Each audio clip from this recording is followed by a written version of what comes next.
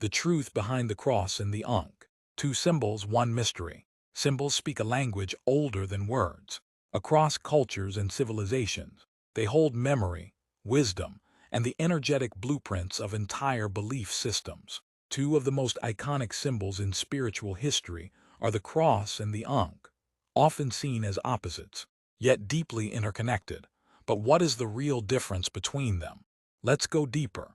The Ankh, the key of life, ancient Kemet's sacred code, long before modern religions took shape. Ancient Kemet, Egypt, used the Ankh as a universal symbol of life force energy. It represented eternal life, the divine feminine plus divine masculine, the breath, flow, and spark of creation, protection and rebirth, balance of physical life and spiritual continuation. The loop at the top symbolizes the womb, the spiritual gateway where life enters. The cross-like structure below represents the masculine pillar, grounding energy into physical reality. Together they form the cosmic union, creation itself. For the Kemites, the Ankh wasn't just a symbol, it was a technology, an energetic key that represented how life moves through dimensions and returns transformed. The cross, the path of death, sacrifice and resurrection. The cross, as known in Christianity, carries a different frequency. It symbolizes sacrifice, death, and surrender, rebirth through faith, the intersection of heaven and earth, transformation through suffering.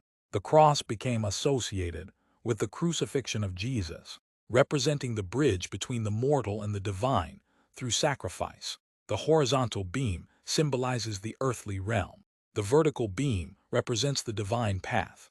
Where they meet, humanity meets God. Unlike the Ankh, which focuses on the continuation of life, the cross symbolizes a temporary ending, leading to spiritual awakening. One represents eternal life. The other represents the journey through death to reach eternal life. Hidden truths they share, though different. Both symbols hold powerful parallels. Both are portals between earth and the divine. Both represent transformation. Both carry encoded spiritual knowledge. Both symbolize resurrection in their own way.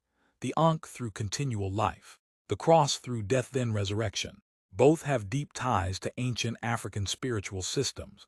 Some spiritual historians believe that the Christian cross evolved from ancient Kemetic symbolism, transforming over time as religions shifted.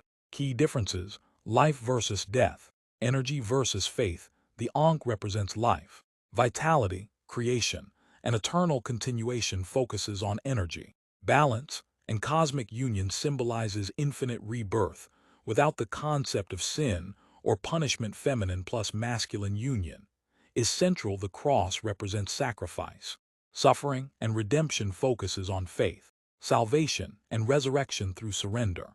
Symbolizes death as a doorway to eternal life, heavily tied to the narrative of human sin and divine forgiveness. One comes from ancient nature-based spirituality, the other from religious doctrine, emerging thousands of years later. Both are powerful, just in different ways. The Ankh symbolizes how life begins. The cross symbolizes what happens after life. One is the key, one is the path. The Ankh teaches, you are eternal, infinite, and divinely created. The cross teaches, your soul can transcend suffering and rise again. Together, they paint the full picture of the human soul's journey.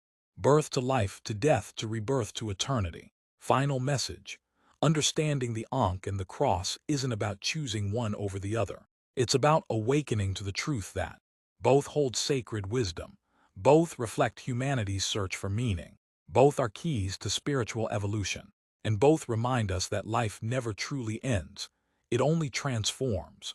When you look beyond the surface, you'll see that the ancients were telling the same cosmic story through different lenses. Life, death, resurrection, eternity. The soul continues always.